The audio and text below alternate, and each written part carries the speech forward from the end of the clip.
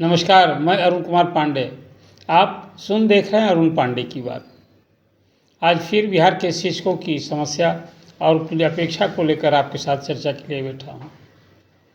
बिहार में 6 लाख शिक्षक, 76,000 स्कूल, 80,000 करोड़ से अधिक बजट वाला विभाग।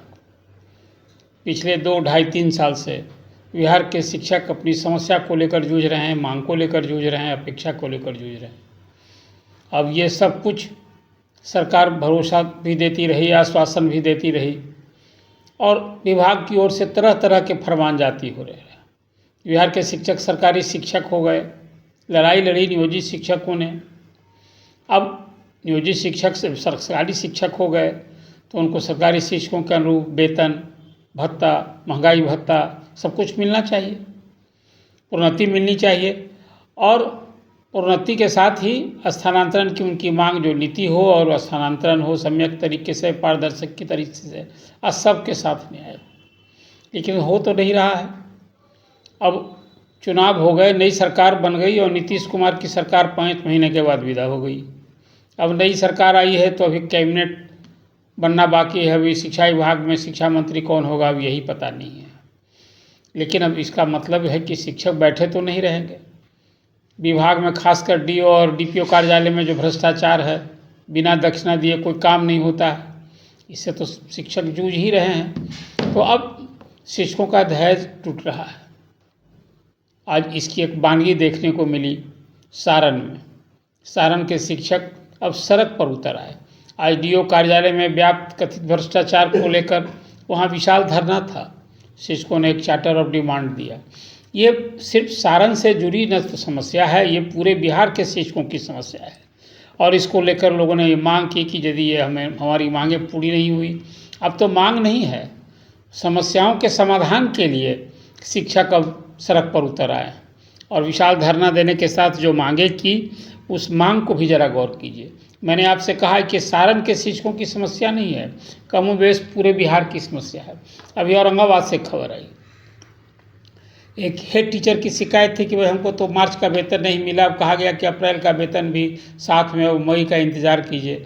आज तो अप्रैल का अंतिम दिन है। तो ये समस्या तो सबके साथ है, ये सभी जिलों के शिक्षकों के साथ है। इसका समाधान होना चाहिए। जब एससीडीआर के समय में एक फरमान जारी हुआ था कि शिक्षकों को हर महीने, खासकर जो सरकारी शिक्षक हो गए हैं उनका तो महीने के 7 तारीख तक पेमेंट होना चाहिए। हो क्या रहा है, ये सवाल उठता है। अभी पिछले ही दिन विभाग ने समग्र शिक्षा अभियान के तहत जो स्थानीय निकाय और पंचायत निकायों में कार्यरत शिक्षक है, जिनकी संख्या कोई 70,000 है, उनके वेतन के मद में कोई 10 अरब से अधिक रुपए का आवंटन दिया, हर जिले को भेजा है। अब तो जो स्थानीय निकाय, नगर निकाय के शिक्षक हैं, सरकार तो चाहती है कि सभी लोग वो परीक्षा देते और सभी सरकारी शिक्षक बन जाते, नियोजित से विशिष्ट शिक्षक बन जाते। लेकिन बहुत सारे शिक्षक सरकारी शिक्षक बनना नहीं चाहते हैं। वो उनकी संख्या भी 7,000 है। नीतीश कुमार तो जब तक रहे हमेशा हर बैठकों में शिक्षकों से ये खासकर अपनी यात्रा के दौरान कहते रहे कि भाई आप लोग परीक्षा दीजिए और ये अवसर का लाभ उठाइए, लेकिन उसका कोई खास असर नहीं हुआ। तो सारण के शिक्षकों की ओर से आज जो एक चार्टर ऑफ डिमांड था, पहले उसी की चर्चा मैं करना चाहता हूँ। जो आप सब के लिए, मतलब सभी जिलों के शिक्षकों के लिए ये उससे जुड़ी बात है। पहला था कि भाई सबको प्रोन्नति का लाभ दीजिए। खासकर ये प्राथमिक शिक्षक संघ की ओर से ये धरना आयोजित था और उन लोगों का कहना था कि राघवेंद्र शर्मा बनाम राज्य सरकार में जो न्यायाधीश कोर्ट का आदेश हुआ है उसके अनुसार जो हड़तालदारी शिक्षक हैं उन सबको आप प्रोन्नति दीजिए। वेतन विसंगति, स्नातक और प्रधानाध्यापक के पद पर जो छूटे हुए शिक्षक हैं उनको अविलंब उसका लाभ दिया जाए। अब तो बकाये वेतन के भुगतान के लिए भी हर जिले में यही समस्या है। और विभाग में कमीशन खोरी तो एक अलग समस्या है, इसको मैं कमीशन खोरी ही मानता हूँ। फिर बकाया वेतन, विशेष शिक्षक और प्रधान शिक्षक को बकाया वेतन और नियोजित शिक्षकों के EFPO के लंबित भुगतान का निष्पादन, ये भी एक मांग है। फिर भत्ता और संरक्षण, भत्ता एवं संरक्षण, विशिष्ट और प्रधान शिक्षकों को शहरी आवास भत्ता तथा वेतन संरक्षण का लाभ। अभी सब जगह अभी भी विभाग ने आदेश दे दिया था कि इन जनरल ग्रामीण क्षेत्र में भी हाउस रेंट मिलना है। और बिहार में जो 263-64 शहरी निकाय हैं वहाँ अलग अलग कैटेगरी करके किया गया है, लेकिन अभी भी वो नहीं मिल रहा है। डीए अब तो 58% मिलना था, अब तो और 2% बढ़ने जा रहा है। जो अभी आज की कैबिनेट में, कल ही जो दूसरी कैबिनेट उम्मीद हम लोग कर रहे थे कि इस कैबिनेट में जो जुलाई से दे है डीए, वो जो केंद्रीय कर्मचारी को मिल गया है, तो राज्य सरकार को भी मिलना था। मुझे लगता है कि अगली कैबिनेट होगी या फिर विस्तार के बाद ही बड़ी कैबिनेट होगी, उसमें डीए तो देना ही है और शिक्षकों को भी मिलना है। तो एक ये मांग था। फिर शिक्षकों को ने ये आंदोलन के लिए कहा है कि यदि ये मांगे हमारी पूरी नहीं हुई तो आंदोलन और उग्र होगा।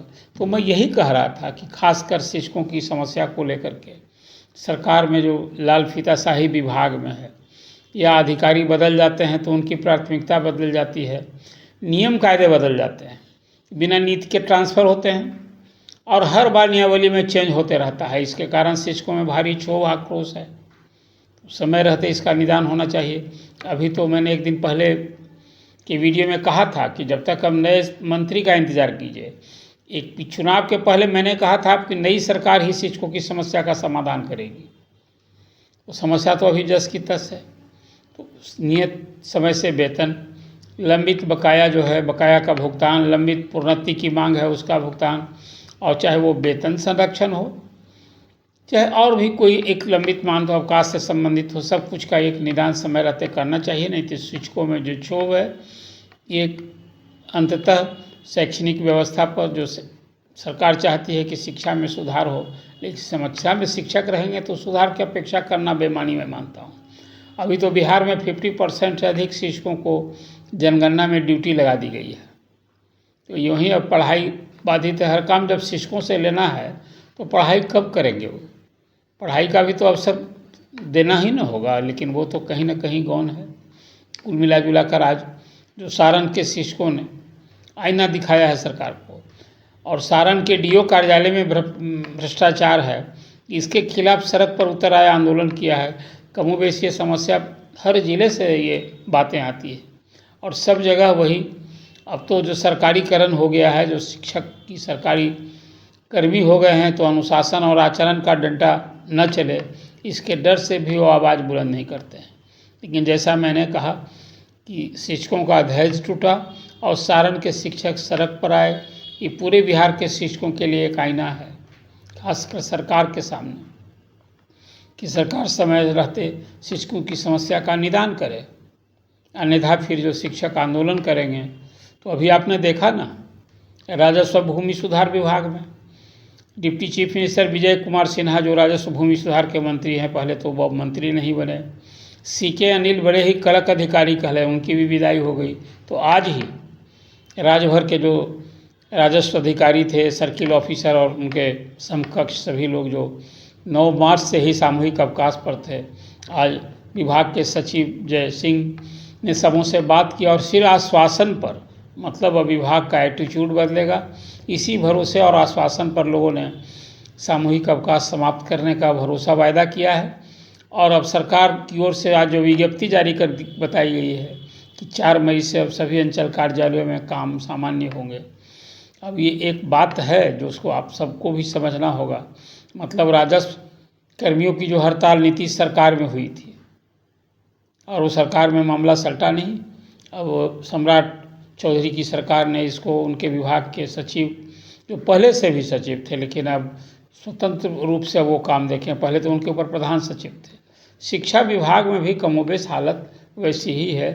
अब शिक्षा मंत्री को आने दीजिए, अब वो तो भरोसा करना ही होगा। लेकिन शिक्षकों की समस्या जिस ढंग से लोगों में क्षोभ आक्रोश है, वो सरकार को निश्चित रूप से ध्यान देना चाहिए। तो ये आज आपको चर्चा कैसी लगी, अपना कमेंट कीजिए। अरुण पांडे की बात सब्सक्राइब कीजिए और अपने लोगों के बीच अधिकाधिक शेयर कीजिए। धन्यवाद। अगर आपको ये खबर अच्छी लगी तो चैनल को सब्सक्राइब करना नहीं भूलें और बेल आइकन जरूर दबाएं।